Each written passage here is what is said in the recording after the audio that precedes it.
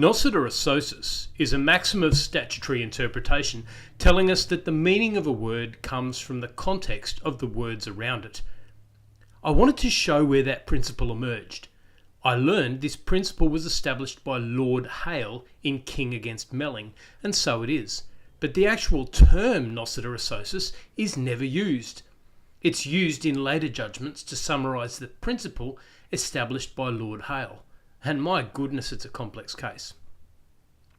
In property law, a person who owns land has an estate in that land. Sometimes people had a limited estate. So for instance, a person might have a life estate. The land is theirs until they die, then it goes off to another beneficiary called the remainderman. A person might have an estate in tail, where the land goes to them and to their heirs, but if they ever run out of heirs, the land goes to a remainderman. In this case, a testator left some property in a will to Bernard Melling for his natural life and afterwards to the issue of his body lawfully begotten on a second wife. See the problem? It kind of seems like the testator is giving him both a life estate, because it's his for his natural life, and also an estate in tail, because the land goes to his children with his second wife. Bernard died without having any kids at all, but he made a covenant or a promise that his wife could stay in the property for the whole of her life, even after his death.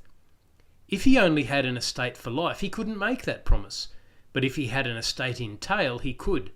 The court had to work out which was the case. Two judges decided it was an estate for life and the wife should be kicked out. Lord Hale, however, said that the testator's meaning was spelled out by little hints, and that in context, the will established an estate in tail, not a life estate, so the words should be read that way. They should take their meaning from the words around them.